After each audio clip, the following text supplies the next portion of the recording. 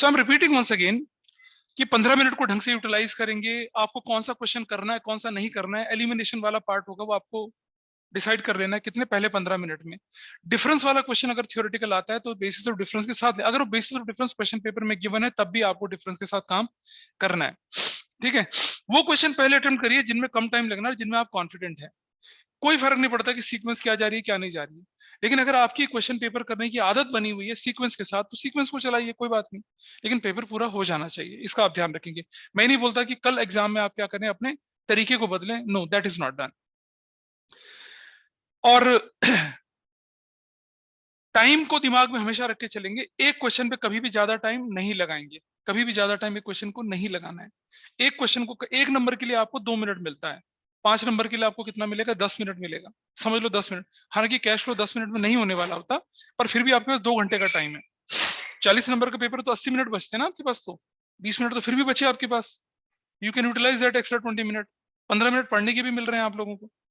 ठीक है, तो क्या आगे देखें आप, never put too much time on solving one question.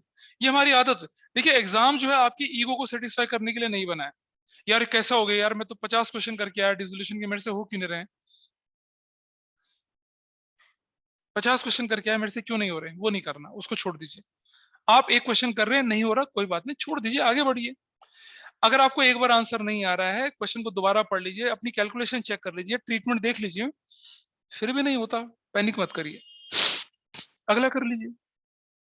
कुछ बच्चे बोलते हैं अगला भी ना हो तो उससे अगला कर लीजिए, वो भी ना हो तो उससे अगला कर लीजिए, ना हो तो भैया कॉपी पेन छोड़ लो, पानी पीने चले जाओ, बोलो भैया पानी मंगाओ, एग्जाम रूम में पानी आता है, गर्मियों का मौसम ऐसे है, पानी मंगाइए, पानी पीजिए, हेड डाउन करके 5 मिनट आराम करिए, चिल मारिए, कोई दिक्कत नहीं है। लोग बोलेंगे हमारा तो पेपर छूट जाएगा, कैसे छूटेगा? अगर आप अभी अपने आप को नहीं रोकेंगे, अपने इमोशंस को कंट्रोल नहीं करेंगे, आगे के आने वाले 50 मिनट 60 मिनट खराब हो जाएंगे आपके। ठीक है, बड़ा मुश्किल होता है करना, लेकिन लोगों ने किया सक्सेसफुली। बाल भारती का स्टूडेंट था, हो गया ऐसी परेशानी उसके साथ, एक पेपर, दो पेपर, 3 क्वेश्चन, 4 क्वेश्चन करते करते बर्बाद हो गया। मैंने बोल रखा था क्लास में। और ऐसा एक दूसरा लड़का था सम्मेबिल का, उसको भी 2 लोगों के साथ हुआ था आज से करीब 4 साल पहले। एक लड़के ने काम करना चालू रखा, आउट ऑफ 80 उसके नंबर मेरे ख्याल से 60-62 आए थे, और जिसने अपने आप को रोका, कलम छोड़ दी, 5 मिनट का ब्रेक लिया, उसके 79 आए थे। डिजास्टर होते होते बच गया। ठीक है जी।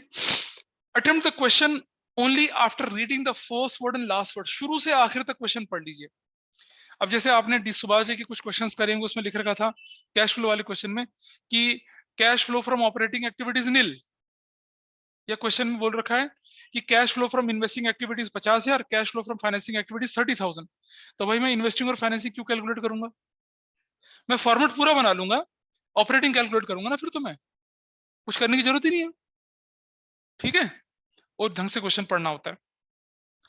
क्वेश्चन को लिखते समय, क्वेश्चन को अटेम्प्ट करते समय क्वेश्चन नंबर बहुत क्लियरली लिखिए। Question number 10, question number 12, question number 12 में ऑप्शन 1, क्वेश्चन नंबर 8 में ऑप्शन 1 ले रहे हो, ऑप्शन 2 ले रहे हो, लिखो उसको। हम लिखते हैं क्वेश्चन नंबर 8 और, क्या मतलब इसका, बड़ा बड़ा लिखिए, ऐसे ऐसे लिखिए, क्वेश्चन 8 सर्कल करके, ऑप्शन 1, ऐसे करके करिए क्वेश्चन। कई बार जैसे मान लो किसी एग्जामिनर ने क्या करा कि सब्सक्रिप्शन में एक और सब्सक्रिप्शन वैसे होगा नहीं, दोनों क्वेश्चन सब्सक्रिप्शन के साथ दे दिए। एक में बोला रेसिजन पेमेंट निकालो, एक में बोला इनकम एक्सपेंडिचर की वैल्यू निकालो। अब तुमने चॉइस में दिखा नहीं रखा कुछ, क्या करूंगा फिर? ऑप्शन 1 ऑप्शन 2 क्लियरली लिखिए, प्रॉपर फॉर्मेट बनाइए, जहां जरूरी हो नरेशंस लिखिए। 25% तक नंबर कट जाते हैं अगर आप ऐसा नहीं करेंगे तो। अच्छा, अगर क्वेश्चन इंडिविजुअल जनरल एंट्रीज का है, जैसे डिसोल्यूशन चैप्टर में होता है, ठीक है, तो जैसे ए बी सी डी, तो ए बी सी डी लिखिए आंसर में, 1 2 3 मत करिए उसको। क्वेश्चन रोमन में 1 2 3 4 है, तो अब 1 2 3 4 ही लिखिए, आप एबीसीडी मत करिए।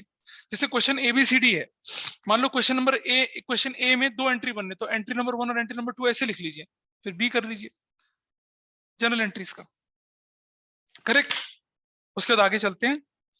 Right the figures properly so that examiner can easily understand the amount. आप अमाउंट जो लिख रहे होते हैं वो तुम्हें समझ में आता है, दूसरों को समझ में नहीं आता, क्या फायदा उससे? जैसे आप लिख रहे हैं, मान लो कमीशन, तो कुछ बच्चे क्या करते हैं, कमीशन ऐसे लिख लेते हैं, अरे पहला अक्षर कैपिटल बनाइए, डेप्रिसिएशन का डी कैपिटल बना दीजिए, इंटरेस्ट ऑन इन्वेस्टमेंट का आई कैपिटल बना दीजिए, ठीक है, सैलरी का एस कैपिटल बना दीजिए। अगर अब आगे थोड़ा बहुत अलग अलग डिस्टॉर्टेड फॉर्म में भी लिखेंगे तो पहले अक्षर से पता चल जाता है कि आप क्या लिख रहे हैं। ठीक है, पहला अक्षर तो कम से कम, पहला शब्द रियलाइजेशन अकाउंट के अंदर, बाकी सारी चीजें उनको पहले क्लियर तो लिखिए। मैं आऊंगा इस चीज पे भी कि जो आपकी बुक में फॉर्मेट आएगा उसको कैसे इस्तेमाल करना है, I will come to that also, वो भी बताना है आपके साथ। अपनी वर्किंग, या तो क्वेश्चन वर्किंग नोट या तो क्वेश्चन के शुरू में क्लियरली कर लीजिए या क्वेश्चन के आखिर में कर लीजिए, इट इज योर चॉइस, कोई नंबर नहीं कटते। ठीक है, कैलकुलेशन को केयरफुली करिए और उन कैलकुलेशन को क्या करिए, बहुत करेक्टली पोस्ट करिए। कई बार मैंने देखा कैलकुलेशन ठीक कर रखी होती है ना, जैसे मान लो लॉस रेशियो ऑफ डिवेंचर ठीक कर रखा है, जब राइट ऑफ करने जा रहे हैं तो उल्टा कर, loss of issue of debenture account 1,20,000 था, राइट ऑफ करने जा रहे हैं 12,000 कर दिया। नहीं करो भाई ऐसा। देखो एक चीज दिखाता हूं मैं आपको, कुछ लोगों को मल्टीप्लीकेशन में बड़ी परेशानी आती है, मैं उसका उपाय बता रहा हूँ। जैसे जैसे मान लो मेरे पास कितने थे, 90,000 इंटू मुझे कितना करना है, 47 करना है ना, बड़ा मुश्किल लगता है, कुछ नहीं करना है, ये 470 करना है। तो 1 2 3 4 5, 1 2 3 4 5 लिख लीजिए। 9 7 से कितना होता है, 63, 6 9 36 और 6 कितना हो गया, 42। लो निकल गया आंसर, कितना आसान है। जीरो उठा के पहले लिख लीजिए, बाकी बाद में तो सिर्फ एक डिजिट का 2 डिजिट से कैलकुलेशन होना है ना। इस तरह से काम करिए, स्मार्टली काम करिए। और अब अपना जो रूटीन तरीका उसको बदलने की जरूरत नहीं है, जैसा भी होगा। पार्टनर का नाम करेक्टली लिखेंगे आप लोग। जैसे मान लो अमित था, विजय था, चेतन था, तो हमने अमित कैपिटल, विजय कैपिटल, चेतन कैपिटल लिखनी चाहिए। बच्चे लिखते हैं एस कैपिटल, बी कैपिटल, सी कैपिटल, कैसे कर सकते हो आप, नहीं करना। क्लियरली देख लीजिए कि कैपिटल का कौन सा मेथड फॉलो हो रहा है, फिक्स मेथड फॉलो हो रहा है, फ्लक्चुएटिंग। अगर फिक्स मेथड फॉलो हो रहा है तो आपको करंट अकाउंट लिखना है कैपिटल की जगह पे। रिटायरमेंट डेथ में अगर फिक्स के फ्लो, कैसे पता चले, करंट अकाउंट के बैलेंसेस दे रखे होंगे, तो कैपिटल भी बनाइए, करंट भी बनाइए। करंट को क्लोज करके कहां भेज दीजिए, कैपिटल में, तब अपना काम करिए। डिसोल्यूशन में कैपिटल करंट दोनों दे रखा है, तो एनसीईआरटी ने क्या कर रखा है कि सारी की सारी ट्रांजेक्शन करंट अकाउंट में डाली जो कैपिटल में डालते हैं, फिर उसको क्लोज करके कहां भेज दिया, कैपिटल में, और कैपिटल से फाइनल पेमेंट कर दी। ठीक है, एक correct profit sharing ratio as per the question, अगर रेशियो नहीं दे रखी होगी तो उसे इक्वल मान लीजिए। ठीक है, इक्वल मान के चलेंगे उस रेशियो को, और कुछ नहीं करना आपने। लेकिन अगर बोल रखा है कि profit is to be shared in the ratio of capital, तो कैपिटल रेशियो में करेंगे शेयर उसको। अच्छा, एक कई बार क्वेश्चन करते समय मैंने ये देखा है कि क्वेश्चन में ये दे रखा होता है, देखिए, ए 1/2, बी 1/3, सी 1/4, ऐसे दे रखा होता है, एंड 1/6 टू रिजर्व। तो ये रिजर्व में चला गया, उसको मुझे क्या लेना देना है। आप तो इसका ले लीजिए एल्सियम, क्या 4 3 12 दूनी 24, कितना कर दूंगा, 12 एल्सियम ले लिया मैंने, तो कितना हो गया, 6 4 और 3, दिस इज योर रेशियो। हाँ ठीक है, 12 एल्सियम ले लिया ना मैंने, हाँ ठीक, 6:4:3 रेशियो बन गई आपकी। बोलो हर्षित, बोलना है कुछ। अच्छा, ये ग्लो आईफोन कौन है, ग्लो आईफोन, ये कौन है बच्चा, ग्लो आईफोन वाला, GLO। सर मैं दिया। अच्छा ठीक है, चलो कोई बात नहीं। ओह, पहली बार मेरी क्लास में आज 24 बच्चे दिख रहे हैं मुझे, 23 बच्चे इतने दिनों बाद। ये समझ लो फेयरवेल है आप लोगों का, मैं कर तो नहीं पाया फेयरवेल, लेकिन कोई बात नहीं। 12th के बाद सोचूं अगर करने के लिए तो बच्चे फिर इधर उधर बिखर जाते हैं, चलो उस पर बात नहीं करते, यहाँ कर लेते हैं। आइए देखिए आगे, do not realize intangible assets and prepaid expenses when nothing is mentioned about them in realization। अब डिसोल्यूशन की बात करते हैं, किसी एसेट्स के बारे में कुछ नहीं बोला गया तो नहीं करना, कुछ नहीं करना, उनको टच नहीं करना है। लेकिन लायबिलिटी के बारे में कुछ ना बोला जाए तो क्या कर रहे हैं, फुल वैल्यू पे पे ऑफ करते हैं उसको, except provision for depreciation, provision for doubtful debt, investment fluctuation reserve, और workman compensation fund. Workman compensation का क्लेम पे करते हैं हम लोग, ये केसेस हमने डिसोल्यूशन में सिखा रखे हैं आपको। Unrecorded assets and liability taken at the net realised value and paid as the case it may be, case के हिसाब से उन्हें क्या करना है, सेटल करना है। Provision for bad and doubtful debt का ध्यान से समझना, provision for bad and doubtful debt जो होते हैं ना आपके, उसका डिसोल्यूशन में कोई लेने देना नहीं है। क्वेश्चन कहता है आपसे कि डेटर जो आपके पास है, डेटर थे आपके 50,000 रुपए के, बैड डेट आपके पास हो गए कितने के, 10,000 रुपए के। प्रोविजन फॉर बैड डेट आपके पास कितने का था, 15,000 का था। प्रोविजन फॉर बैड डेट का कुछ नहीं करना, कोई रोल नहीं है इसका, इसका रोल तो रिटायरमेंट डेथ में होता है भाई, यहाँ डिसोल्यूशन में कोई रोल नहीं है। समझ रहे हैं बात को? Provision for bad and doubtful debt का कोई रोल नहीं है। डेटर जो थे, डेटर आपके पास थे 50,000 के, बैड डेट 10,000 के थे, तो डेटर में से बैड डेट माइनस करके आपको पैसा कितना मिलने वाला है? 40,000। प्रोविजन फॉर बैड डेट का कोई रोल नहीं है इसमें, nothing, it is not to be touched in dissolution. बेकार आइटम है बिल्कुल, और ट्रांसफर कर लेंगे उसको, लेकिन हम बोलते हैं डेटर से कितना पैसा रिकवर हो रहा है उस कैलकुलेशन में काम नहीं आएगा, इट इज यूजलेस, कोई रोल नहीं होता। डेटर की वजह से प्रोविजन डाउटफुल थोड़ी कम होता है। अब बोलेंगे सर बैड डेट हो गए, प्रोविजन से लेके चलना, कुछ नहीं करना है यार, डिसोल्व हो चुका बिजनेस, कुछ नहीं करना है। एक समस्या और आती है, शुक्ला तुम दिन में बात कर रहे थे ना कि तुम्हें वो चीज सीखनी थी, वो मैं बताई दे रहा हूँ अभी, जरा देखिए जरा ध्यान से। वो है पार्टनर्स के लोन से रिलेटेड, जरा समझना चीज, वो सभी के सामने मैं दोबारा से बता रहा हूँ। सपोज बैलेंस शीट की लायबिलिटी साइड में एक आइटम लिखा हुआ है, ये ए बी एंड सी की बैलेंस शीट है। C's loan, C's loan लिखा हुआ है कितने का? 50,000 रुपए का, ऐसे लिखा हुआ है। तो नंबर 1 कुछ नहीं लिखा हुआ तो हम एंट्री क्या करते हैं? C's loan debit to cash या बैंक करते हैं। Everybody is okay with this? बोलिए ठीक है या नहीं है? अरे बोलो। Yes sir. C's loan to cash या बैंक कर दिया। केस 2 कहता है क्या कि सी is loan is paid for ₹49,000 in full settlement. इसका मतलब क्या हुआ? इसका मतलब सी इज लोन, पहली बात तो सी का लोन कभी रिलेशन में ट्रांसफर ही नहीं होता है। सी इज लोन डेबिट 50,000 से, कैश या बैंक क्रेडिट कितने से कर दिया? 49,000 से। और 2 फायदा हो गया ना, कितने का? रियलाइजेशन कितने का? 1,000 रुपए का। ऐसे एंट्री बनती है। इस वाले केस में आपका रियलाइजेशन अकाउंट जब बनेगा, जब रियलाइजेशन अकाउंट बनेगा तो उसमें क्रेडिट साइड में क्या लिखोगे आप? क्या लिखोगे? सी इज लोन लिखोगे, लेकिन कितना लिखोगे? सिर्फ 1,000 लिखोगे। कैश या बैंक में, कैश या बैंक अकाउंट में क्या लिखेंगे? कैश या बैंक अकाउंट में व्हाट आई विल राइट, यहां सी इज लोन सिर्फ 49,000 लिखोगे। डन। इस पर कोई डाउट किसी को? ठीक है। अगर बोल दे नंबर 3 कि सी is loan was settled by giving furniture of ₹49,000 in full settlement। अब क्या करूंगा? तो मैं लिखूंगा सीज लोन डेबिट, सीज लोन डेबिट लिखूंगा मैं 50,000 से, क्योंकि मैंने फर्नीचर दिया उसके बदले में, तो फर्नीचर तो रियलाइजेशन में पड़ा हुआ है, तो क्या लिखूंगा मैं? रियलाइजेशन लिखूंगा। रियलाइजेशन कितने का लिखूंगा? रियलाइजेशन 49,000 का। और क्योंकि 1,000 का गेन हो गया है, तो गेन कहां ट्रांसफर हो जाएगा बताइए? कहां जाएगा गेन? टू रियलाइजेशन, 1,000 का गेन, ये भी ट्रांसफर हो गया। चलो, रियलाइजेशन कहां ट्रांसफर हो गया? ये गेन में ट्रांसफर हो गया। ऐसे एंट्री कर सकते हैं, ये चाहो तो एक ही एंट्री कर दो, क्या एक ही एंट्री कर दो 50,000 से, और ऐसा करके लिख देना 49,000 प्लस 1,000, ऐसे ब्रैकेट में लिख देना। अब इसका प्रेजेंटेशन देखिए कैसे दिखेगा बुक्स में। मैं जब रियलाइजेशन अकाउंट बनाऊंगा, रियलाइजेशन अकाउंट, तो क्या दिखाऊंगा? ध्यान से देखना जरा। इस तरफ लिखूंगा मैं सीज लोन, ब्रैकेट में लिखूंगा फर्नीचर, कितने का ले गया वो? 49,000। और इस तरफ क्या लिखूंगा मैं? सीज लोन, ब्रैकेट में क्या लिखूंगा मैं? यहां पर गेन, ब्रैकेट में क्या लिखूंगा मैं? गेन लिखूंगा। क्लियर है? Is it clear? ऐसा कर लेंगे, काम खत्म। तो इसमें फंस रहे हैं लोग, क्वेश्चन करते समय फंस रहे हैं, नहीं फंसने की जरूरत है, आसान चीज है काफी। सी का लोन मैंने था, आपको एक डाउट भेजा है किससे रिलेटेड है? व्हाट्सएप पे, किससे चिली रिलेटेड? वेंचर। अभी रुक जा भैया, पहले इसको पूरा करने दे जो काम चल रहा है, इसके बाद लूंगा डाउट्स में। और ठीक है लास्ट मोमेंट पे डाउट का इंतजार क्यों कर रहे हैं हर्षित? मैंने लिटरली इस सर, क्लास में मेरे यहाँ को समझ में आ गया, पर मैं तो एक बार आपसे मैं लिटरली 8-8 9-9 घंटे बैठ के बैठा हूँ सबके साथ।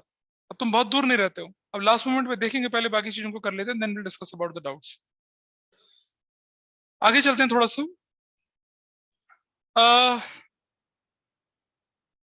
डिसोल्यूशन के केस में जब हम पूरा क्वेश्चन करते हैं तो कोई इंडिविजुअल कैलकुलेशन प्रॉफिट लॉस की नहीं करते हैं, अब उन्हें ट्रांसफर कर दीजिए। अगर आप क्रेडिट में ट्रांसफर करेंगे तो आपको फायदा हो जाएगा, आपका प्रॉफिट डेबिट में करेंगे तो आपका लॉस हो जाएगा। अपने आप प्रॉफिट और लॉस निकलेगा, आपको अलग से नहीं सोचना पड़ता। ठीक है। अनरिकॉर्डेड एसेट्स से कोई मान लो अनरिकॉर्डेड एसेट्स को पार्टनर पे करके, जैसे लिखा मान लो there is an unrecorded assets unrecorded furniture 50,000 का, पार्टनर ए लेके चला गया, तो एंट्री वही होगी एस कैपिटल टू रियलाइजेशन, वही एंट्री होनी, कुछ अलग एंट्री नहीं होनी है। ठीक है, अनरिकॉर्डेड वाली पार्टनर लेके चलेगा तो आपको वही एंट्री रिकॉर्ड करनी है। ये रिटायरमेंट डेथ की तरह नहीं पहले रिकॉर्ड करेंगे फिर पे करेंगे, नहीं, सीधा सीधा पेमेंट। अगर अनरिकॉर्डेड लायबिलिटी पेड फॉर ₹50,000 तो आपकी रिलेशन टू कैश बैंक हो जाएगी। अनरिकॉर्डेड फर्नीचर 50,000 रुपए का taken over by partner A, तो एंट्री बनेगी पार्टनर्स एस capital account debit to realisation. लेकिन अगर क्वेश्चन बोलता है unrecorded furniture 50,000 taken over by A in cash, तो क्या करोगे entry? Cash to realisation, bank to realisation, तब उसका नाम थोड़ी आएगा। लिख रहा है पार्टनर बी टुक स्टॉक 20,000 का फॉर 25,000 इन कैश, तो क्या एंट्री बनेगी? Cash to bank to realisation. Partner का कैपिटल तब नहीं आएगा, पार्टनर का कैपिटल तब आता है जब वो पैसा नहीं देता। हाँ, पार्टनर पेड क्रेडिटर, तो एंट्री हमेशा क्या होगी? रियलाइजेशन टू पार्टनर्स कैपिटल ही होगी, कैश बैंक नहीं होगी। और रियलाइजेशन एक्सपेंसेस वगैरह तो बहुत बताए थे अच्छे से आपको। डिवेंचर की कैलकुलेशन करते समय आपको मालूम होगा कि अगर फेस वैल्यू या कॉल्ड अप वैल्यू बोल रहे हैं तो उस वैल्यू में से डिस्काउंट माइनस नहीं हो रखा होता, उस वैल्यू में प्रीमियम नहीं जुड़ा होता। अगर कॉल्ड अप बोलेंगे तो विदाउट प्रीमियम विदाउट डिस्काउंट है, पेबल बोलेंगे तो डिस्काउंट माइनस करने के बाद की वैल्यू होती है और प्रीमियम जोड़ने के बाद की वैल्यू होती है। कंसिडरेशन अदर देन के क्वेश्चन करवाए थे मैंने आपको, उसमें रिडम्पशन पॉइंट ऑफ व्यू के क्वेश्चंस भी हो जाते हैं, करवाए सब कुछ है। आइए थोड़ा ज्यादा स्पेसिफिकली हम उनको देखते चलो। ज्यादा स्पेसिफिकली हम क्या कर रहे हैं, ये इसको इनको दे दो जरा, एक शीट दे दो इनको, फोन से लॉगिन कर लो बेटा, मैं स्क्रीन शेयर कर रहा हूँ। कॉमन मिस्टेक्स हैं जो आपको ध्यान रखना है पार्टनरशिप डेथ में। Wrong calculation of new ratio and gaining ratio, उसे ठीक से करना है। वो सेक्रीफाइसिंग पार्टनर्स का कैपिटल अकाउंट क्रेडिट करना भूल जाते हैं। और आप एक बात और ध्यान रखिए कि अगर रिटायरिंग पार्टनर इंटरवीनिंग पीरियड के लिए रिटायरिंग डिसीज पार्टनर का शेयर ऑफ प्रॉफिट निकाल रहे हैं तो entry profit and loss suspense to partners capital होती है। लेकिन अगर रेशो बदल जाए तो क्या एंट्री होती है? गेनिंग टू सेक्रीफाइसिंग हो जाती है। लेकिन बाई चांस कि हम रिटायरिंग पार्टनर का share of profit for intervening period निकाल रहे हैं और प्रीवियस ईयर का प्रॉफिट लेके चल रहे हैं, लॉस लेके चल रहे हैं, तो क्या करना पड़ेगा? फिर आपकी एंट्री उल्टी हो जाएगी, profit and loss suspense to partners capital की जगह partners capital to profit and loss हो जाएगी, और गेनिंग टू सेक्रीफाइसिंग की जगह सेक्रीफाइसिंग टू गेनिंग हो जाएगी। ये जो नोट्स दिए थे उसमें मैंने मेंशन कर रखा है। अच्छा जी, टाइम पीरियड इग्नोर कर देते हैं, calculating share of profit, interest on capital, interest on drawings या पार्टनर का लोन। रिटायरमेंट डेथ में आपको इसका ध्यान रखना है, टाइम पीरियड कंसीडर करना है, इंटरवीनिंग पीरियड के शेयर के लिए भी कंसीडर करना है। एक क्वेश्चन कुछ बच्चों ने पूछा था, उस क्वेश्चन को मैं दिखा रहा हूँ, वो मैंने आज भी किया है सॉल्व। खुशी, वो डीके गोयल वाला क्वेश्चन जो बताया था तुम लोगों को, अभी बताना जरा मुझे क्या था, एक बार लैंग्वेज बताओ उसकी। दिन में भी थोड़ी देर पहले बताया था ना सृजन, एक बच्चे ने पूछा था क्वेश्चन, वो तुम्हें भी तो बैठाया था मैंने सामने। अरे यार, क्वेश्चन ये था कि पिछले साल का जो प्रॉफिट था वो 20,000 लाख था, 20,000 का सेल्स थी पिछले साल की, 2022 की सेल ये थी। इस साल का जो प्रॉफिट था वो था, मान लो कितना था प्रॉफिट यार? 4 लाख था प्रॉफिट उस साल का। ठीक है, अब बोलता है क्या कि इस साल इंटरवीनिंग पीरियड के लिए सेल कितना परसेंट बढ़ रही है? 25% सेल बढ़ रही है, तो सेल बढ़कर कितनी हो जाएगी बताइए? 25 लाख। ठीक है, और कहता है प्रॉफिट शोज +4%, प्रॉफिट में 4% इंक्रीज है। अब बताइए ये प्रॉफिट इसका कितना परसेंट है? 4 lakh divided by 20 lakh into 100, ये प्रॉफिट कितना है बताइए? 20%। तो 20% प्लस 4 कर दूंगा तो मेरा प्रॉफिट कितना हो जाएगा? 20 प्लस 4 कितना हो जाएगा मेरा? 24%। अब मेरा प्रॉफिट इंटरवीनिंग पीरियड का कितना बन जाएगा बताओ जरा, कितना निकला था? रुद्रांश तुमने तो किया था ना क्वेश्चन अभी? हाँ, कितना निकला था? हाँ, 6 लाख निकला था। और उसमें इंटरवीनिंग पीरियड के लिए निकालूंगा तो क्या करेंगे हम उसको? इंटरवीनिंग पीरियड कितना था उस क्वेश्चन में?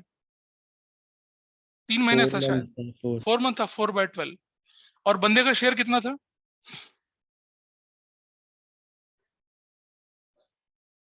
कितना था बंदे का शेयर? 1/5। बताओ। हाँ, 3/10 था। नहीं, 6,000 आंसर आया था क्या सिर्फ? रुद्राक्ष बताओ तो क्या आया था आंसर? कितना था? 60,000 आया था। 60,000 आया था। तो फिर 6 लाख। अच्छा, ये तो प्रॉफिट ही इंटरवीनिंग पीरियड के लिए आ गया ना। उस बंदे का शेयर कितना था? 110 था शायद। फिर क्वेश्चन होगा तुम लोगों के पास, कौन सा क्वेश्चन था? दिखा, ये डी के गोयल का था शायद क्वेश्चन, ये वाला याद है किसी सर को? गोयल का था। हाँ, क्या था वो? क्या वैल्यू थी ये बता, ये कितनी वैल्यू थी फिर? सो ये तो 6 लाख। सो याद नहीं आ रहा अभी। क्वेश्चन पेपर शायद 5 का है, 6th question. Question number paper 5 देखें जरा। अच्छा नहीं, पेपर 6 का 5th क्वेश्चन।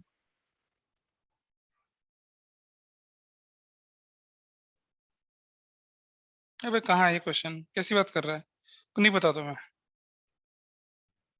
सो 6 का वही था क्वेश्चन, पेपर नंबर 6 का 5th question.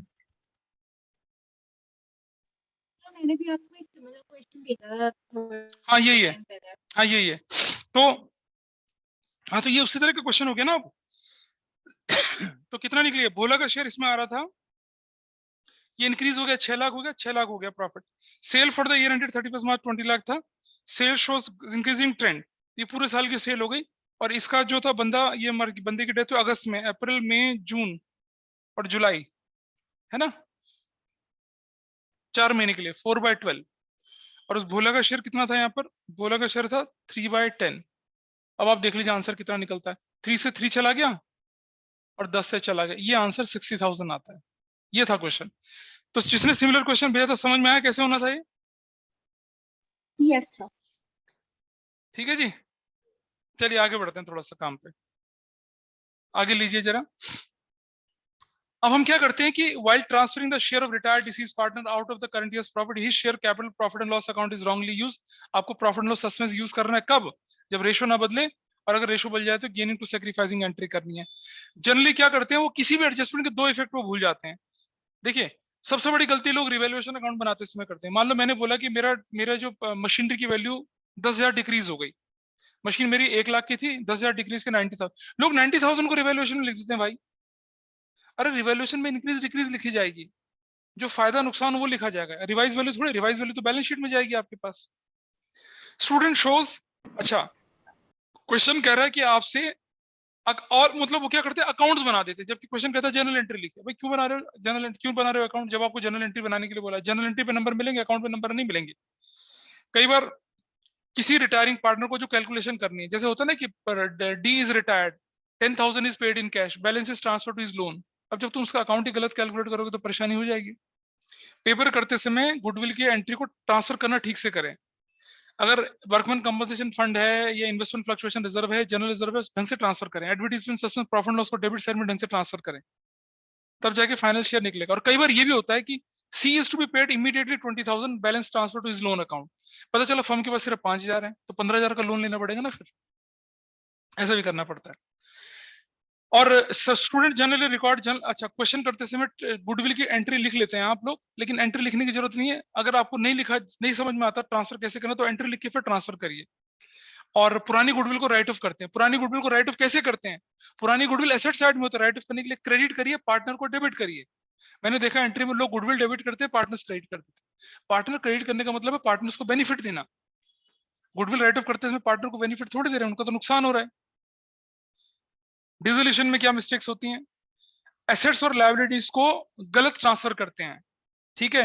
Assets are not recorded at realise value, liabilities are not recorded at settlement value. हमने बोल रखा है कि एसेट्स को रियलाइज वैल्यू पे दिखाइए, लायबिलिटी को सेटलमेंट वैल्यू पे दिखाइए। when assets is realized sold, देखो हमने बोल दिया कि बिल्डिंग जो थी वो रियलाइज कर दी 50,000 की, एंट्री बनेगी cash to realisation, cash to building थोड़ी बनेगी। लोग कैश टू बिल्डिंग करते हैं।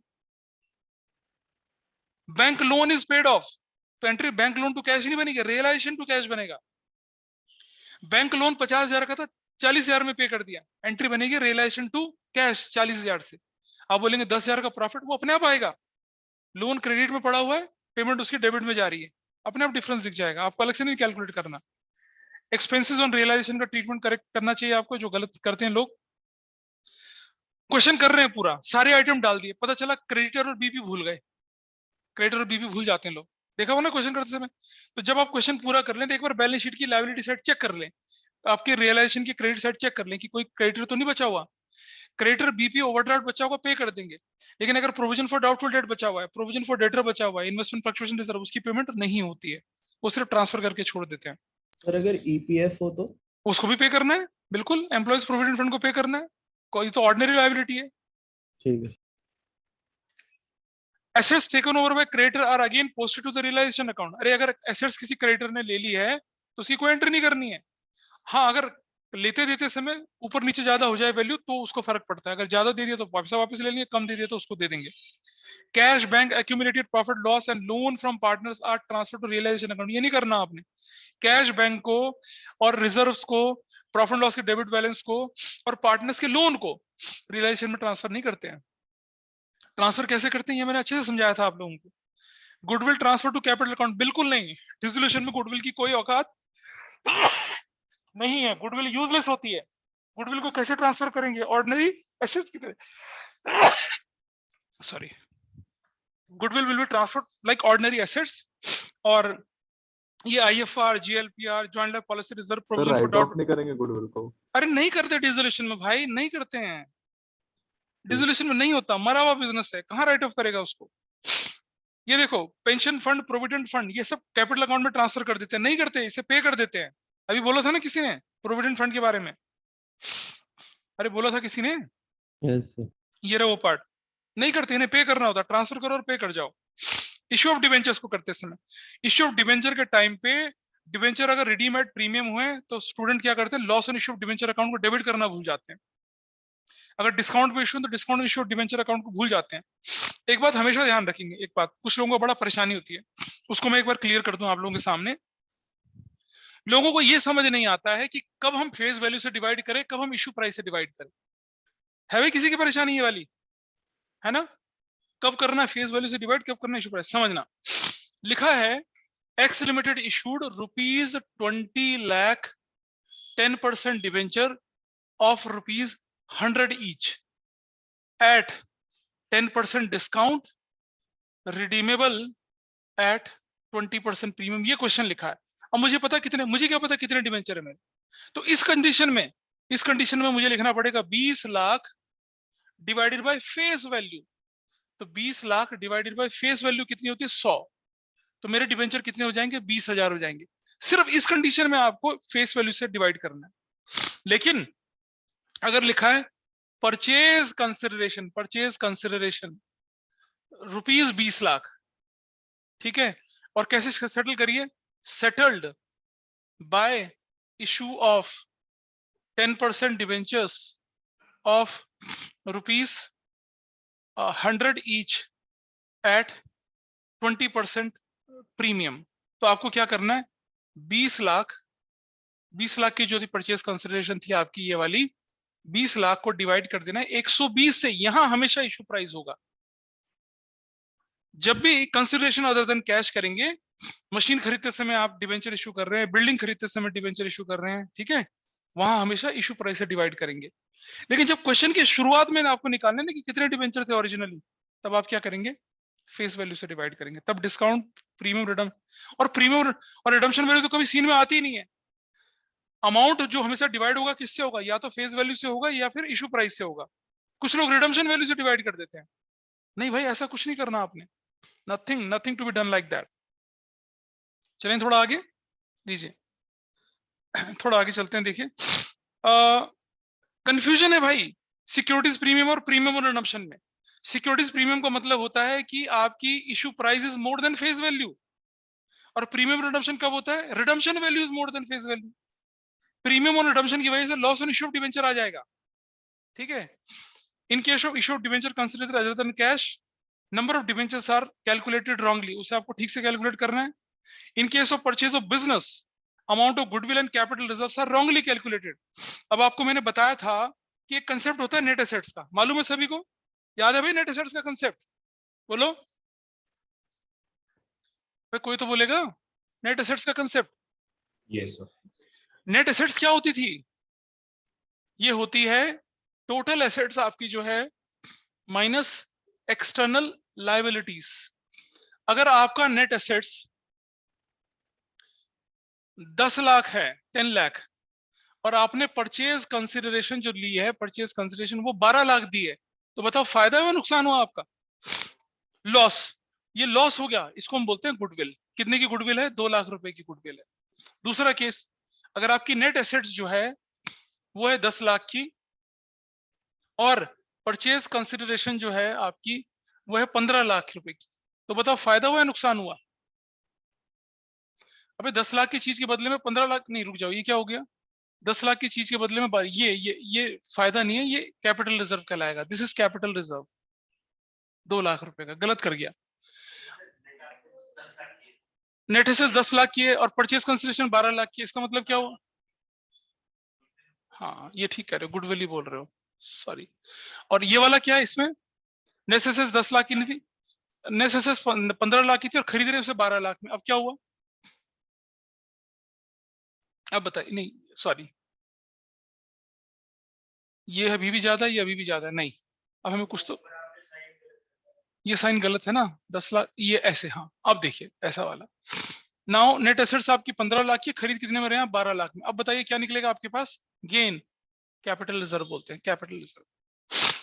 जो आपके पास, आइए मैं दिखाता हूं एक और चीज। कैपिटल रिजर्व की बात हो गई है।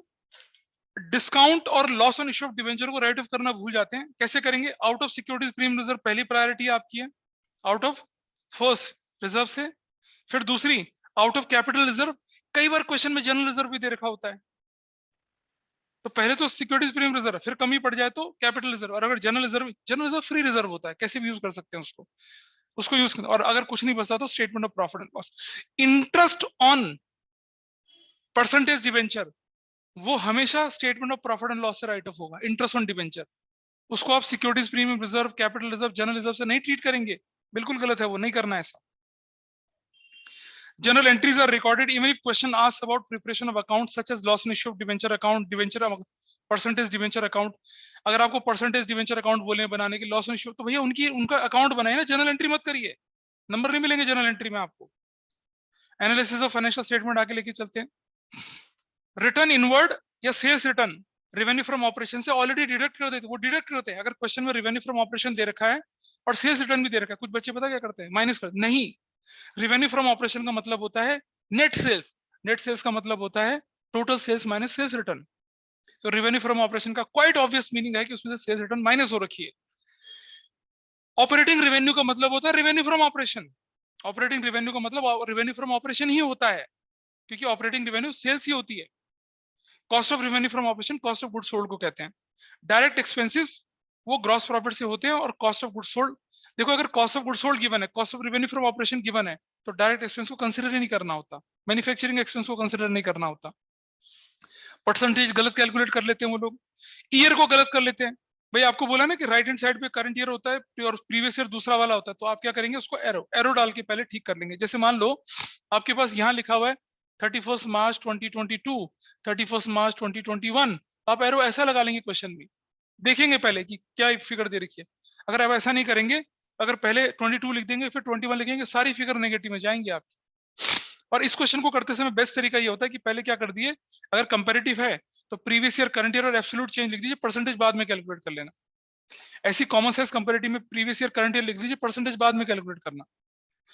अगर बहुत आसान हो तो तुरंत कर लेना, ज्यादा टाइम लगे तो मत करना, उसको बाद में कैलकुलेट करना। कैश फ्लो स्टेटमेंट के अंदर गलतियां क्या होती हैं? क्या करते हैं? Appropriation and non operating and non cash item को मिक्स कर देते हैं। आपको net profit as per statement of net profit before tax and extraordinary में क्या क्या करना होता है? Dividend, propose dividend, interim dividend, transfer to reserves, provision for tax, refund और एक्स्ट्रा ऑर्डिनरी करना होता है। सिर्फ इतना करना होता है और नहीं कुछ करना होता। वो टैक्स को करंट ईयर से माइनस करना भूल जाते हैं, ऊपर जोड़ तो देते हैं लेकिन माइनस नहीं करते हैं। रिफंड ऑफ टैक्स को ऊपर माइनस करते हैं, नीचे प्लस नहीं करते हैं। रिफंड नेट नहीं निकालते हैं, वो गलती कर देते हैं। और हमेशा ध्यान रखना, ये जो टैक्स होता है ना बेटा, टैक्स ये ऑपरेटिंग, इन्वेस्टिंग, फाइनेंसिंग तीनों का हो सकता है। अगर टैक्स कैपिटल गेन पे है, अगर टैक्स कैपिटल गेन पे है तो क्या करेंगे आप? ऊपर नेट प्रॉफिट बिफोर टैक्स में जोड़ देंगे और इन्वेस्टिंग के अंदर माइनस कर देंगे कैपिटल गेन टैक्स। अगर डिविडेंड टैक्स है तो ऊपर ऑपरेटिंग में जोड़ेंगे और फाइनेंसिंग से माइनस करेंगे। अगर सिर्फ टैक्स है तो ऊपर प्लस करेंगे और नीचे कैश जनरेटेड फ्रॉम ऑपरेशन से माइनस करेंगे, ये ध्यान रखना। अच्छा, value of marketable security, short term securities अगर इंक्रीज हो जाती है तो बच्चे क्या करते हैं? उससे करंट एसेट्स की तरह ट्रीट करते हैं, बिल्कुल गलत, कैश इक्विवेलेंट होता है वो। ठीक है, कैश और कैश इक्विवेलेंट के बीच के मूवमेंट को भी कैश फ्लो बना लेते हैं, वो गलत है। Issue of shares and debenture consideration other than cash, purchase of building, conversion of share debenture, ये सब कोई कैश फ्लो नहीं होता, इसे कैश फ्लो में लिख देते हैं, कुछ नहीं करना है इसका। आप फिक्स एसेट्स का, एक्यूमुलेटेड डेप्रिसिएशन का, प्रोविजन फॉर टैक्स का, डिविडेंड का ट्रीटमेंट गलत दे देते हैं, सब सिखाया हुआ है आराम से, मैं बता रहा हूं, इन पे ध्यान रखना, यही आएंगी। अच्छा, bank overdraft and cash credit अगर करंट लायबिलिटी में लिखा हुआ है तो वो करंट लायबिलिटी की तरह ट्रीट नहीं करना, वो क्या है, फाइनेंसिंग है। करंट लायबिलिटी के अंदर क्या दे रखा होता है, अगर बैंक ओवरड्राफ्ट या कैश क्रेडिट, उन्हें फाइनेंसिंग माना जाएगा। इंक्रीज हो रहे तो क्या मानेंगे, इशू, प्लस डिक्रीज हो रहे तो क्या करेंगे, माइनस कर देंगे उनको, ठीक है। इसी तरह से short term loans and advances current assets के अंदर दिखते हैं, अदर करंट एसेट्स के अंदर, ये क्या होते हैं, आपके इन्वेस्टिंग एक्टिविटी होती है, इन्हें करंट एसेट्स करंट लायबिलिटी की तरह ट्रीट मत करना, ठीक है। और आगे चलते हैं। Payment of interest and dividend financing activities होती हैं, लेकिन इंटरेस्ट और डिविडेंड को फाइनेंसिंग एक्टिविटी के इनफ्लो की तरह ट्रीट कर लेते हैं, वो इन्वेस्टिंग के इनफ्लो होते हैं अगर हुए तो। ये देखिए, purchase of investment, proceed from sale of investment, brokerage paid on purchase on sale of investment, interest received on debentures, dividend received on shareholder investment, loan and advances to third parties, receives of repayment of loan advances made to third parties, receives of interest on loan advances made to third parties, सब operating activity किसके लिए, bank के लिए, financing company के लिए, mutual fund company के लिए, सबके लिए ऑपरेटिंग होती हैं ये। Accumulated depreciation, proposed dividend account, provision for tax account, ये ओपनिंग क्लोजिंग बैलेंस को गलत कर देते हैं, समझ रहे हो। Accumulated depreciation, proposed depreciation, provision for depreciation, इनमें सब में ओपनिंग बैलेंस क्रेडिट साइड में जाते हैं, क्लोजिंग बैलेंस डेबिट साइड में जाते हैं। Issue of paid off fully bonus share, इसको कहीं नहीं करते रिकॉर्ड ऑफ कैश फ्लो में, नहीं करना होता रिकॉर्ड इसको, ठीक है। अगर क्वेश्चन में एडजस्टमेंट दे रखी होती है तो उसका दो जगह इफेक्ट जाता है, अगर कोई आइटम बैलेंस शीट के अंदर जाए तो एक ही जगह इफेक्ट जाएगा आपका, ठीक है। और प्रीवियस ईयर करंट ईयर की फिगर को तो आपको क्या करना है, ठीक से लेके चलना है। फिर एक कोड दे रखा अंग्रेजी का कि winners do not do things different things, they do things differently. इसका मतलब नहीं है कि कल पहले जाओ और एग्जाम सेंटर में जाके 2-4 पन्ने फाड़ो, एग्जामिनर इन्विजिलेटर के चांटे वांटे बजाओ, पड़ोसियों के बाल वाल खींचो, ऐसा कुछ नहीं। बी कूल, काम एंड कंपोज, एंड जीत आपकी होगी, है ना, यही कह सकता हूं मैं, ठीक है। तो मुझे अच्छा समझ के, बुरा समझ के माफ कर देना अगर मैंने किसी को सताया हो तो, ठीक है।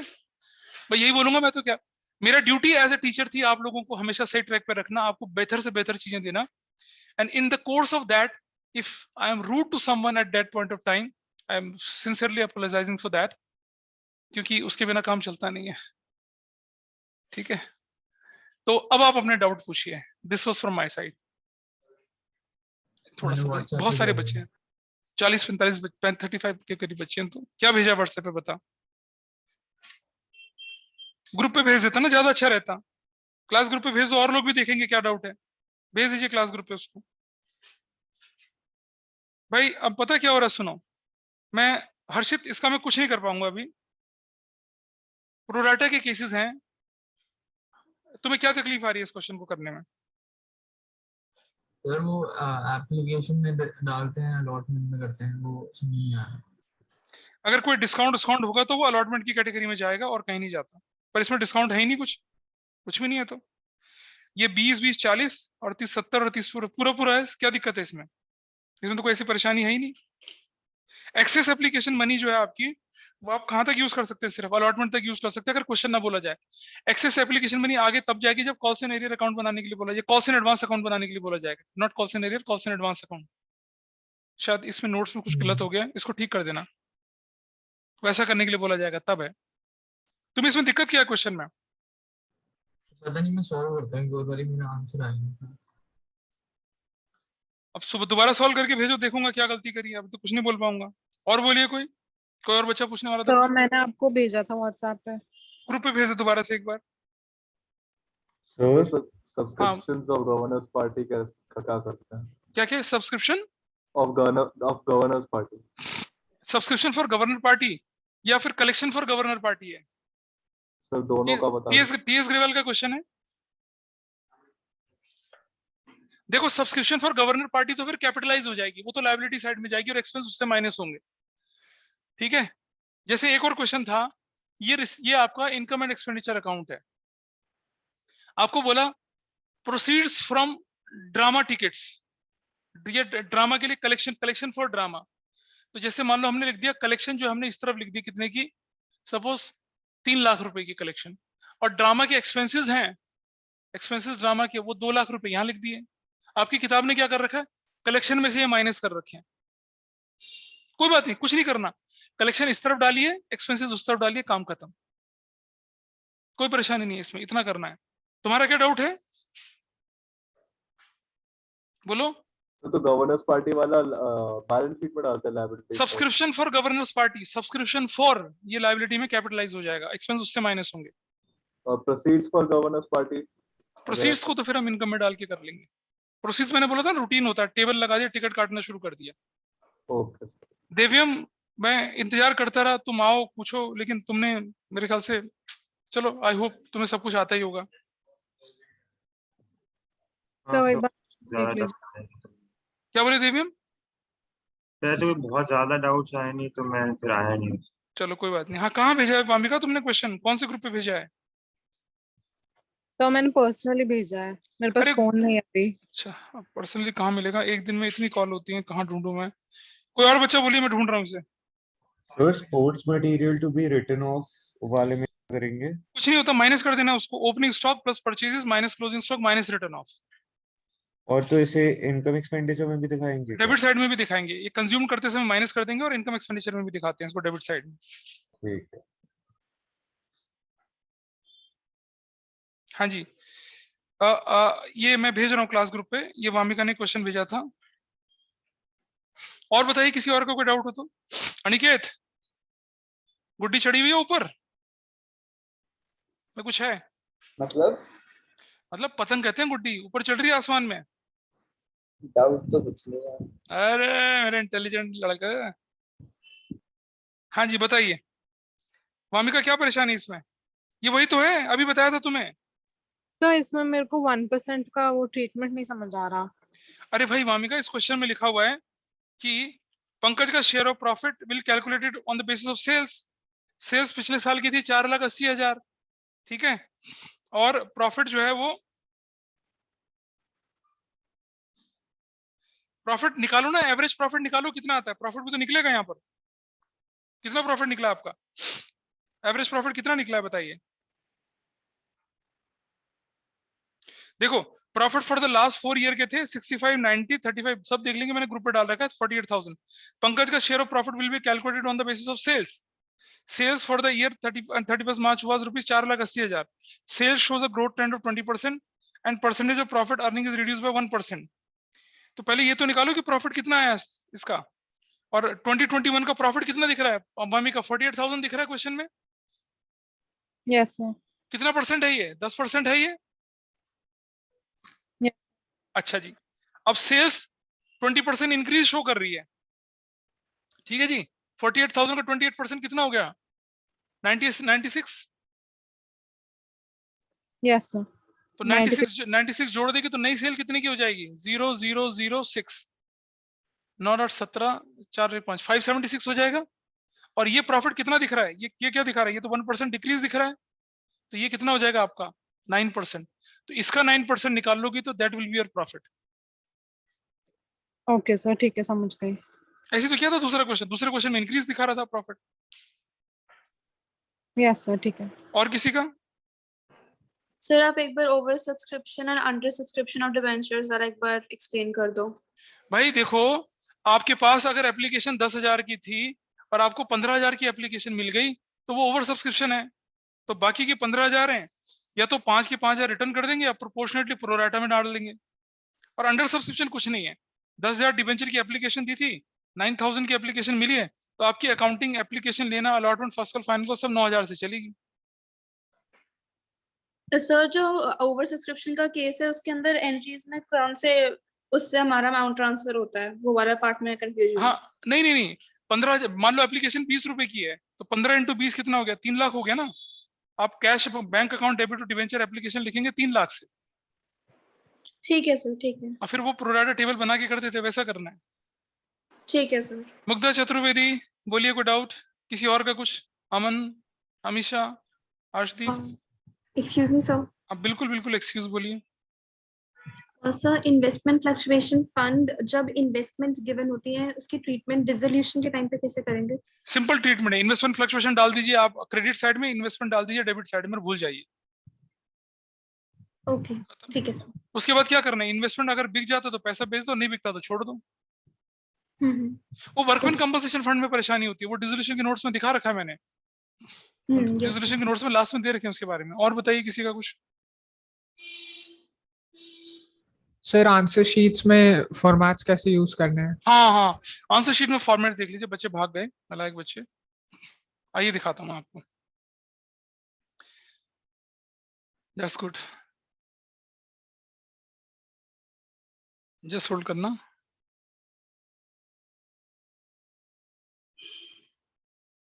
और थ्योरी में क्या पढ़ना है? भाई थ्योरी एनसीईआरटी पढ़ना है और मैं कुछ नहीं बोल सकता। सारे ठीक है, चैप्टर?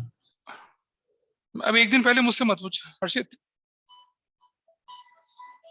हाँ जी, अब आप स्क्रीन पे देखिए, स्क्रीन पे देखिएगा अपनी जरा फटाफट से। ये दिख रहा है, ये है आपका ये वाला जर्नल की एंट्री ऐसे आएंगी, लॉग इन करके देख लो। जर्नल एंट्रीज ऐसे आएंगी, ये दिख रहा है, date particular ledger folio date amount credit, ठीक है। और आएंगे आपके पास अकाउंट, अकाउंट में date particular amount, date particular amount. अगर आपका क्वेश्चन आता है, सिर्फ ध्यान से समझना मेरी बात, अगर आपका क्वेश्चन आता है क्या बनाने का, रियलाइजेशन अकाउंट बनाने का या रिवैल्यूएशन अकाउंट बनाने का, सिर्फ यही आता है, तो आप इस फॉर्मेट को यूज कर लीजिए, ठीक है। अगर आपका क्वेश्चन आता है सिर्फ और सिर्फ जनरल एंट्री, जैसे डिसोल्यूशन की 5 एंट्री वाला क्वेश्चन, तो इसको फॉर्मेट को यूज कर लीजिए। लेकिन अगर क्वेश्चन आता है कि रियलाइजेशन अकाउंट भी बनाना है, कैपिटल भी बनाना है, कैश बैंक भी बनाना है, तो इन्हें यूज मत करना, तब इन्हें यूज मत करना। समझ रहे हैं बात? अरे बोल भाई। Yes sir. ठीक है, तो आपको अगर जनरल एंट्री दे रखी है और अगर आपका क्वेश्चन डिसोल्यूशन का है, तो जनरल एंट्री के लिए सफिशिएंट स्पेस है, 2-3 पेज में जनरल एंट्री दे रखी होगी आपको, ऐसा करेंगे आप इसको। अगर आपके पास सिर्फ कैपिटल अकाउंट बनाना है आपको, जैसे बोल दिया आपको क्या कि रियलाइजेशन अकाउंट बनाना है सिर्फ क्वेश्चन में, जिससे डिसोल्यूशन में होता है, या सिर्फ इनकम एक्सपेंडिचर अकाउंट बनाना है, ठीक है। अब अगर इनकम एक्सपेंडिचर अकाउंट लिखा, इसको काट के क्या कर देंगे, इसको काट के एक्सपेंडिचर कर देंगे, इसको काट के इनकम कर देंगे, और क्या करेंगे, यही करेंगे हम। जैसे आपको बोला है कि आप रिवैल्यूएशन अकाउंट बनाए, फिर तो चल जाएगा, कोई दिक्कत नहीं है। लेकिन जब आपको एक से ज्यादा अकाउंट बनाने के लिए आगे कि भाई रिवैल्यूएशन बनाना है, पार्टनर्स कैपिटल बनाना, तब नहीं करना इसे यूज। ये सिर्फ उस कंडीशन में यूज करिएगा जब सिर्फ क्वेश्चन जनरल एंट्री वाला हो, या सिर्फ क्वेश्चन में क्या हो, अकाउंट एक अकाउंट बनाना हो, रियलाइजेशन बनाना हो, इनकम एक्सपेंडिचर बनाना हो, तब। Otherwise don't use them. अपना रूटीन तरीके से काम करो। बोलिए सर बैलेंस सर अगर यूज ना, सॉरी, हाँ बोलो। अगर बैलेंस शीट आ रखी हो तो सर बैलेंस शीट मतलब नहीं बेटा, सिर्फ बैलेंस शीट तो क्वेश्चन में आती नहीं है ना कहीं। सर तीनों चीज दे रखी हो, हाँ तो मत करो, फिर मत करो इसे यूज, नहीं डोंट यूज दिस, फिर अपना रूटीन तरीके से करिए।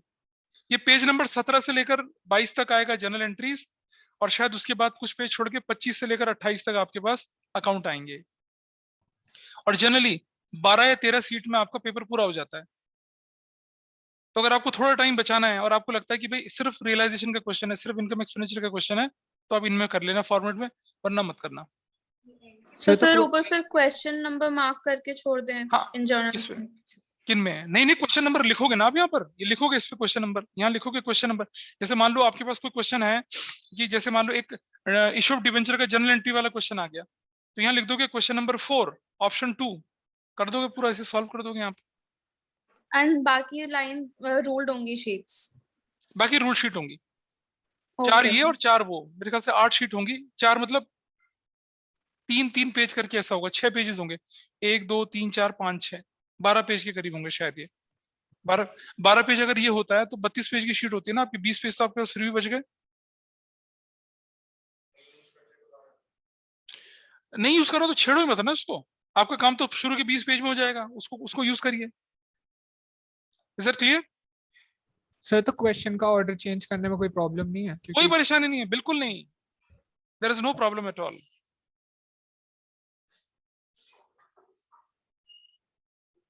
और बताइए, किसी और का डाउट नहीं हो तो मैं वाइंड अप करूं? मेरे पास कुछ बच्चे बैठे हैं, मुझे उनको कुछ करवाना है। Excuse me sir. Yes please. Sir वो जो प्रपोज डिविडेंड और हमारे जितने भी एडजस्टमेंट्स होती हैं आप उसका एक बार बता दो कि क्लोजिंग उसका लेते हैं या फिर ओपनिंग वाले का एडजस्टमेंट के टाइम पे। सुनो, प्रपोज डिविडेंड में आपको प्रीवियस ईयर की फिगर लेनी पड़ती है, करंट ईयर की फिगर को भूल जाइए। प्रपोज डिविडेंड प्रीवियस ईयर का ऊपर ऐड कर देंगे, नीचे माइनस कर देंगे, खत्म। प्रोविजन फॉर टैक्स, अगर आपके पास ओपनिंग क्लोजिंग दे रखा है प्रोविजन फॉर टैक्स, तो जो प्रीवियस ईयर की फिगर है वो टैक्स पेड कहलाती है और जो करंट ईयर की फिगर है वो प्रोविजन मेड कहलाती है। लेकिन अगर ओपनिंग क्लोजिंग फिगर प्रोविजन दोनों दे रखी है और टैक्स पेड दे रखा है तो फिर अकाउंट बनाना पड़ेगा। प्रोविजन फॉर डाउटफुल डेट अगर दे रखा है क्वेश्चन में तो इंक्रीज को या डिक्रीज को लेके चलेंगे। तो एक वैल्यू को प्रीवियस ईयर की वैल्यू को टैक्स पेड मानेंगे, प्रीवियस ईयर की और करंट ईयर की वैल्यू को ऊपर जोड़ देंगे। सिर्फ टैक्स आता है, सिर्फ प्रपोज डिविडेंड आएगा तो वही वैल्यू प्लस और वही वैल्यू माइनस। ठीक है जी। अच्छा एक और चीज देख लीजिए जरा कि अगर क्वेश्चन में, मैंने दिन में स्कूल में भी जब करा था इस पॉइंट को तो बताया था कि आपके पास अगर इंफॉर्मेशन दे रखी है किस तरह से, इस तरह से लिखा है 12% डिवेंचर 31 मार्च 2022 31 मार्च 2021, ये लिख रखा है 3 लाख और ये लिख रखा है 2 लाख, ये ऐसे दे रखा है। अब ये नहीं बोला गया कि डिवेंचर कब इश्यू है, तो बताओ कौन सा वाला लेके चलूंगा मैं। अब आप बताइए मुझे कौन से वैल्यू पर आपको कम इंटरेस्ट देना पड़ेगा, इस पे या इस पे, इस 2 लाख पे या 3 लाख पे? सर 2 लाख। 2 लाख पे कम। तो अगर मुझे इंटरेस्ट इस पे निकालना तो मैं मान के चलूंगा कि debentures were issued at the end of the year, ठीक है, ऐसा मान के चलूंगा। अगर हाँ नीचे लोड, अगर ये लिखा 1 लाख तो इंटरेस्ट किस पे कम लगेगा बताओ, 1 लाख पे। तो क्या मान के चलूंगा कि डिवेंचर्स वर इशूड या debenture were redeemed at the beginning of the year. समझ रहे हैं? अगर कोई क्लैरिटी नहीं तो अजम्पशन लेके आप कर सकते हैं ऐसा, इस पे कम होगा उस पे करना, ऐसी इंटरेस्ट और इन्वेस्टमेंट जो ज्यादा होगा उस पे कर लोगे। अच्छा लिखा है अगर 12% प्रेफरेंस शेयर्स, अब बताइए, और लिखा है क्या, preference shares were redeemed on 31 दिसंबर 2021। अब क्या करूंगा मैं बताइए, अब कितना निकालूंगा, डिविडेंड किस पे निकालूंगा? बिल्कुल गलत, साल के आखिर में जितनी वैल्यू उस पर डिविडेंड निकलेगा पूरा, तो 1 लाख पे निकलेगा। कब आप डिविडेंड, इंटरेस्ट नहीं है, इन्वेस्टमेंट नहीं है, इन्वेस्टमेंट टाइम पीरियड कंसीडर करेंगे, इंटरेस्ट ऑन डिवेंचर पे टाइम पीरियड कंसीडर करेंगे, dividend pay time period consider नहीं करते। डिविडेंड तो किस पे दिया जाता है, साल के आखिर में जो शेयर्स की वैल्यू होगी या डिवेंचर उसकी, उस पे दिया जाता है। तो अगर ये वैल्यू आपके पास 4 लाख है और क्या बोला गया, preference shares were issued on 01/07/2021, तो क्या करेंगे, तो भी कोई फर्क नहीं पड़ता। तुमने 1 जुलाई को इशू करे, तुम्हारे पास साल के आखिर में कितने डिवेंचर प्रेफरेंस शेयर्स है, 4 लाख, उस पर देंगे डिविडेंड। डेट वेट से कोई फर्क नहीं पड़ना इसमें। हाँ ऑब्वियसली अगर बोल दिया जाए क्या कि दे वर इशूड ऑन 31 मार्च 2021, तो बड़ा क्लियर है, फिर तो साल के शुरू में इशू किया तो 4 लाख पे देंगे। दे वर इशूड ऑन 31 मार्च 2022, तब तो बिल्कुल क्लैरिटी है, तब तो कोई दिक्कत नहीं है। हाँ फिर तो ठीक है। लेकिन अगर बीच में कभी दे रखा हो तो टाइम पीरियड कंसीडर नहीं करते प्रेफरेंस शेयर के केस में। हाँ वो तो लास्ट वैल्यू पे देंगे, क्लोजिंग वैल्यू पे देंगे, हमेशा कुछ नहीं करते, सिर्फ प्रेफरेंस शेयर पे। सर अगर क्वेश्चन, हाँ क्वेश्चन क्या कहे सर, क्वेश्चन अगर साइलेंट हो तो क्या करते हैं? हाँ तो क्वेश्चन साइलेंट है ना बेटा, फिर तो मान सकते हैं ना, हटा दो इसको, तब तो मान लेंगे। अब हमें प्रेफरेंस डिविडेंड किस पे ज्यादा देना पड़ेगा, अगर मैं मान के चलूं 4 लाख पे। तो ज्यादा थोड़ी देना आपको, तो आपको तो कम से कम देना चाहिए। तो आप मानेंगे कि preference dividend were issued at the end, ताकि आप ओपनिंग वैल्यू पे दे दें। नरेशन कहां से आ गई इसमें, कैश फ्लो में कौन सी नरेशन है भाई? क्या बात कर रहे हैं, डरा मत यार एग्जाम से एक दिन पहले। और किसी का कोई डाउट बताइए। सर जब डिविडेंड हम लोग बोला है कि हमने जनरल रिजर्व से किया है, डिविडेंड जनरल रिजर्व से, हाँ कि ये क्वेश्चन था इसमें टीएस में कि डिविडेंड को जनरल रिजर्व से पे किया हुआ है। हाँ तो उसका फिर तो डिविडेंड को तो फिर कहीं, मतलब डिविडेंड अगर 50,000 का था आपका और वो जनरल रिजर्व से दे रखा है, तो जनरल रिजर्व की वैल्यू बैलेंस शीट में कम हो रही होगी फिर। हाँ तो सर इसको हम लोग ऑपरेटिंग एक्टिविटीज में कोई डालेंगे नहीं क्या? नहीं डालेंगे ना, कुछ उसका ट्रीटमेंट। तो फाइनेंसिंग में डालेंगे क्या डिविडेंड?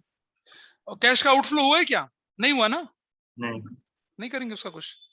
तो अच्छा इसको एक और चीज समझिए, मान लो डिविडेंड आपकी निकल कर आ रही वैल्यू 80,000 रुपीज की, ठीक है, और बैलेंस शीट में लिख रखा है क्या, डिविडेंड पेबल, और पिछले साल कुछ नहीं, इस साल 20,000 लिखा हुआ है।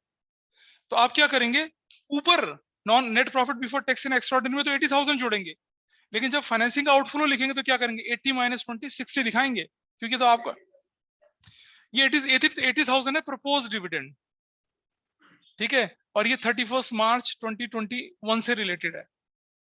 तो प्रपोज डिविडेंड की वैल्यू जो पिछले साल वाली थी वही लेते हैं, ऊपर प्लस और नीचे माइनस, लेकिन लिख दिया बैलेंस शीट में करंट लायबिलिटी के अंदर डिविडेंड पेबल इज 20,000। तो वहां क्या होगा, फिर आपका आउटफ्लो कितने का हुआ, 80 का आउटफ्लो थोड़ी हुआ, 20 तो बच गया ना आपका, तो आपका आउटफ्लो कितने का हुआ, 60। फाइनेंसिंग में आउटफ्लो 60 का दिखाएंगे, ऊपर ऐड 80 करेंगे, क्योंकि ड्यू तो 80 हुआ होगा ना। क्लियर है देवियम? सर आप एक बार प्रेफरेंस शेयर्स वाला पॉइंट रिपीट कर दोगे क्या, जिसमें 31 मार्च 2021 को हो रहा है अगर? अरे बेटा 31 मार्च 2021 को अगर ये होता है, ठीक है, ये वाली वैल्यू, तो क्या होगा, इस दिन इशू हुआ ना, तो फिर क्लोजिंग वैल्यू पर डिविडेंड देंगे ना। Yes sir. और अगर ये 22 को इशू हुआ तो कौन सी वैल्यू पे देंगे डिविडेंड? सर क्लोजिंग पे ही देंगे वो भी। अरे कैसी बात करती है, साल के आखिर में इशू हुआ तो फिर ओपनिंग वैल्यू पे देंगे ना। यस सर ठीक है। इसमें कोई परेशानी नहीं, परेशानी तब आती है जब इन बिटवीन द ईयर हो जाए। तो in between the year preference share में हो जाए, अगर मैं बोलूँ कि ये हमारे कब इशू हुए, 30 जून 2021 को, तो कोई फर्क नहीं पड़ता उससे, डिविडेंड इसी क्लोजिंग वैल्यू पे देंगे हम। अरे समझा, प्रेफरेंस डिविडेंड पे 6 12 3 12 2 12 कुछ नहीं करना, प्रेफरेंस शेयर्स पे, प्रेफरेंस शेयर परसेंट उस पे नहीं करेंगे, इक्विटी पे भी नहीं करते ऐसा कुछ। ये करते हैं हम इन्वेस्टमेंट्स पे, लोन पे 10% लोन पे और 12% 10% डिवेंचर पे करते हैं, टाइम पीरियड कंसीडर, डिविडेंड में नहीं करते हैं। हाँ, इक्विटी शेयर प्रेफरेंस शेयर पे नहीं करते हैं, हाँ उसको करेंगे टाइम पीरियड के हिसाब से। वो तो देखना पड़ेगा ना आपको कि जो आपका जैसे वैसे मान लो यहाँ अभी अगर ये लिखा हुआ है 12% इन्वेस्टमेंट्स, 2 लाख से 4 लाख हो गया, और लिखा है कि इन्वेस्टमेंट्स वर टेकन ऑन 30 जून, तो फिर टाइम पीरियड के हिसाब से करोगे ना फिर तो। अरे यार यही तो बोल रहा हूँ ना, अब इन्वेस्टमेंट्स वर मेड ऑन 30 जून 2021, तो सुन ले मेरी बात, अप्रैल से लेकर जून तक 2 लाख पर लगेगा कितना, 12%, और उसके बाद जून से लेकर 1 जुलाई से लेकर 31 मार्च तक 4 लाख पे लगेगा 12%। नहीं करके दिखाता मैं,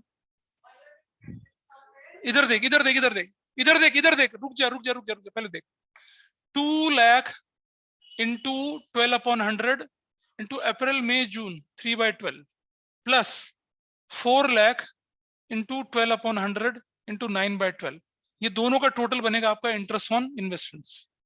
और अगर ये 12% डिवेंचर होता तो भी ऐसे ही कैलकुलेट होता, लेकिन अगर प्रेफरेंस डिविडेंड है तो ऐसा कैलकुलेट नहीं होगा, वो तो सीधा 4 लाख पे लगेगा, कभी मर्जी इशू करो आप।